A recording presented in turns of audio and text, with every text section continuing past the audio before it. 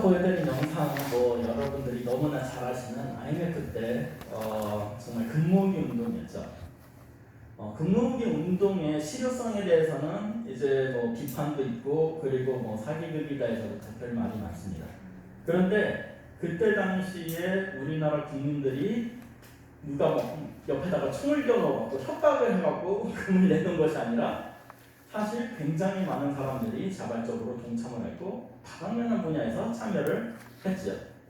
어떻게 보면 그때 우리나라가 기적을 일으켰습니다. 두 가지 기적을 일으켰다라고 해요. 하나는 IMF 사상 그렇게 빨리 빚을 갚아본 적이 없다라고 할 정도로 국민들이 똘똘 뭉치고 그리고 그러한 국가적인 하나의 어떤 단합으로 사실 한번 그렇게 빚에 늪에 빠지면 아르헨티나처럼 완전히 나라가 그냥 망하는 거 아니냐라고 하는 그런 결과를 만들 수가 있었음에도 불구하고 그런 위기를 굉장히 빠른 시간에 극복을 했다라는 거죠. 그리고 또 하나 그 전 세계에서 아주 그 놀랄만한 결과를 가져다 준 게 저렇게 경제가 망가지면 일반 상식은 뭐냐? 금값이 올라가요. 최근에도 사회가 불안하니까 금값이 올라가고 있죠. 뭐 이번이 또 금투자에 굉장히 좋은 정보인 것 같은데 경제상 어렵고 혼란하면 금을 좀 사두는 게 좋다. 근데 우리나라는 조심해야 된다. 왜냐하면 그때 당시에 아니면 그때 금값이 떨어졌다고 합니다. 하도 많은 사람들이 금을 내놔서. 그게 전 세계 경제적인 상식으로 보통 경제 위기가 닥치면 금값이 올라가야 되는데 금값이 떨어져서 많은 그 전문가들이 강압을 했다라고 하죠. 엄청난 국민적인 저력을 가지고 사실 우리나라는 많은 문제를 해결했습니다. 최근에 또 뭐 구설수에 오른 그 이야기가 있죠. 나훈아 씨가 코로나 바이러스로 힘들어하는 국민들을 위로하기 위해서 이제 그 온라인으로 콘서트를 했죠. 그때 그 나훈아 씨가 이야기한 게 국민을 위해 목숨을 걸었다는 왕이나 대통령을 본 적이 없다. 나라를 지킨 건 보통 우리 국민이다. 뭐 현 정권을 때린 이야기냐 아니냐라는 것으로 뭐 다른 사람들이 이제 논란이 많지만 사실 이 이야기 중에 하나는 정말 맞다라고 생각을 합니다. 우리나라를 지킨 건 우리 국민들이었죠. 더 상세하게 하자면 우리나라 국민들의 단합으로 사실 우리나라의 수많은 문제를 해결해 왔다라고 할 수가 있습니다.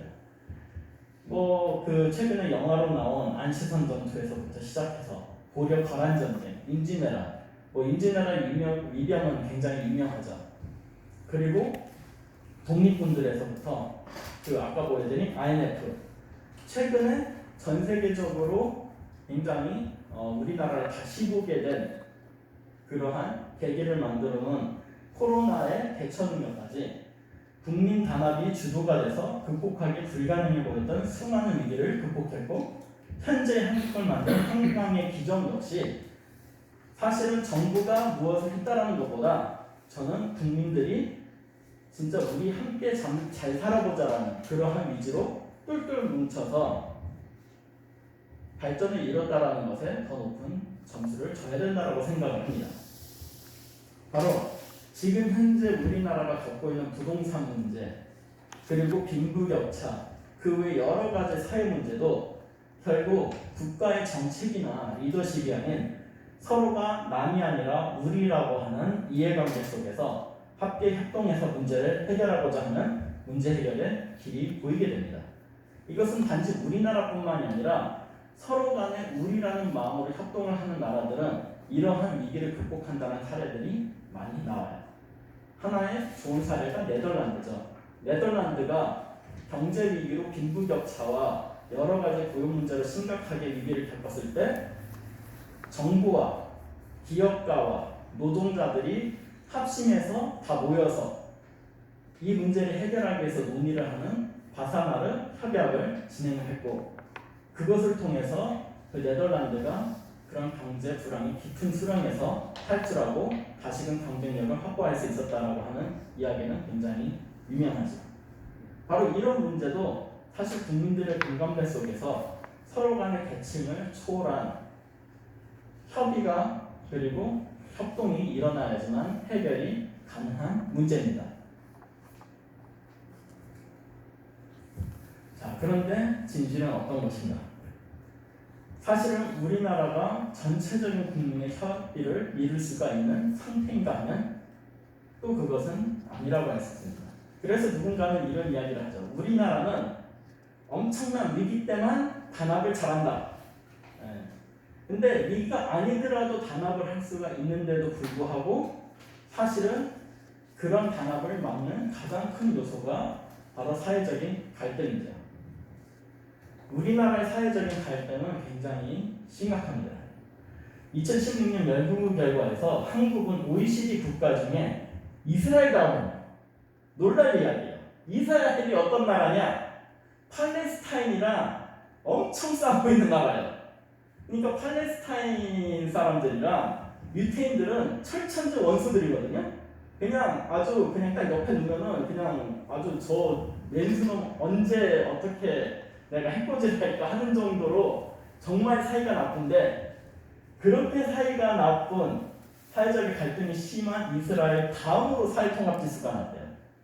깜짝 놀라요. 우리가 그렇게 왼수 사이인가? 옆에다 두면 뭐 아주 칼부림이라도 일어날 정도의 사이였나? 라고 생각할 정도죠.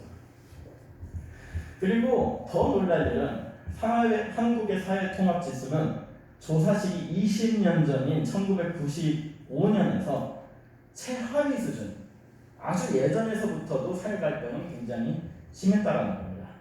그리고 20년간 거의 변화 없이 최하위 수준을 유지해 왔다는 거죠. 이야기는 무엇이냐? 20년 후에도 우리가 뭔가 변화를 주지 않으면 똑같을 거라는 겁니다. 어떻게 보면 우리나라 사회의 암적인 요소라고 할 수 있죠. 가만히 두면 언젠가 우리나라의 미래를 굉장히 위협할 수 있는 요소라고 할 수가 있습니다. 그런데도 불구하고 정부가 수립된 이래 역대로 사회 통합을 해야 된다라고 하는 필요성은 굉장히 저평가되어 있다고 생각을 해요. 오히려 이것을 정치인들이 악용을 너무너무 잘하죠. 지금도 우리나라가 진보와 보수 편을 딱 가르고 언론에서도 평가를 굉장히 열심히 해요. 보수는 어떻게든 그냥 못된 놈들, 저 인간들이 어떻게든 지구상에서 사라져야지 우리나라가 발전할 수 있다. 저 진보 놈들이 싹 사라져야지 우리나라가 잘 살 수 있다. 지금 그러한 차원의 논리로 진행이 되고 있을 뿐만 아니라 단지 이것은 진보와 보수만의 이야기도 아닙니다. 제가 굉장히 충격을 먹은 사실이 있어요. 20대들, 10대, 20대들이 남자와 여자가 갈등이 굉장히 많다라고 합니다. 어떻게 보면 서로가 직장을 가지고 굉장히 크게 다투고 있는 한국이라고 하죠. 이것이 어떤 차원으로 포장이 되느냐? 페미니즘이라는 것으로 포장이 되죠. 페미니즘이 아니라 사실 생존을 위한 먹거리 싸움이거든요. 이야기를 보면 여자가 직장을 얻을 수 있는 확률, 그리고 승진할 수 있는 확률이 얼마나 되냐, 남자가 직장을 얻고 승진할 수 있는 확률이 얼마나 되냐로 굉장히 싸고 있는 상황입니다. 그러다 보니까 우리나라는 뭐 별걸 가지고도 서로 갈라져서 싸워요. 정말 갈갈이 찢겼다라고 할 수 있는 수준입니다. 자, 이러한 사회 갈등을 놔두면 어떻게 되느냐? 그것의 사례는 역사를 보면 너무 잘 알 수가 있습니다. 사회 갈등을 가장 잘 활용했었던 시대가 있었죠. 바로 식민지배를 했었던 영국이라든가 프랑스, 심지어 일본 같은 그러한 열강들, 그러한 나라들이 타 문명을 지배하고 수탈을 하기 위해 썼던 전략이 바로 분할 정복, 디바이드 앤 컨커라고 하는 전략을 썼습니다.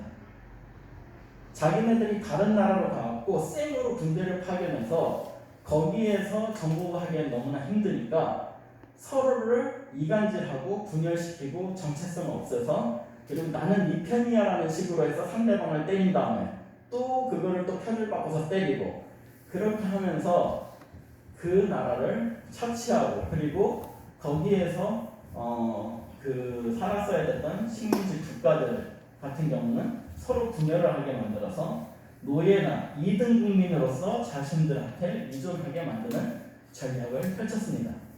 우리나라가 너무나 잘 알죠. 일본이 우리나라의 정체성을 없애기 위해서 뭐까지 했느냐? 아마 여기 계신 많은 분들이 들어보셨을 거예요. 산에다가 엄청나게 큰 쇠로 대못을 박아놨죠. 우리나라의 전개를 차단한다고. 사실 굉장히 어처구니없는 미신이거든요. 그런데 그 미신까지 실행을 했다라는 의미는 뭐냐? 수단과 방법을 가리지 않고 우리나라의 정체성을 말살하기 위해서 정말 많은 공을 들였다라는 것이죠. 그런 것에 대한 폐해가 사실 지금 현재 우리나라한테도 남아있는데, 자, 이러한 폐해를 우리가 그냥 놔두면 어떻게 되느냐? 지금 현재 중동과 아프리카 국가를 보면 알 수가 있습니다. 영국과 프랑스가 저지른 아프리카에 대한 죄는 너무너무나 커요. 그 중에서 너무나 큰 죄가 뭐냐? 그때 당시에 죄만 저질렀었으면 그냥 그런가 보다 한데, 그 사람들이 그때 했었던 악행으로 지금까지 아프리카는 고통받고 있습니다. 나라를, 그 나라의 어떤 정체성이라든가 하나의 어떤 문화를 생각하지 않고 그냥 자기네들이 딱 지도에다가 땅 따먹게 하듯이 딱 그려놓으니까 그 안에, 그 나라 안에 마치 우리나라 한국 사람, 중국 사람, 일본 사람이 다 껴있는 나라가 만들어지듯이 돼버렸어요. 그러다 보니까 서로가 화합점을 찾지 못하고 서로 갈등하고 분열하다 보니까 끊임없이 내전이 발발하고 그리고 끊임없이 부패가 끊이지 않는다라고 합니다.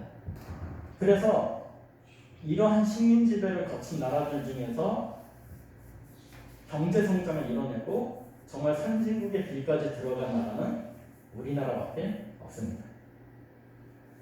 그 이유에 대해서 우리가 다시금 생각을 해봐야 됩니다.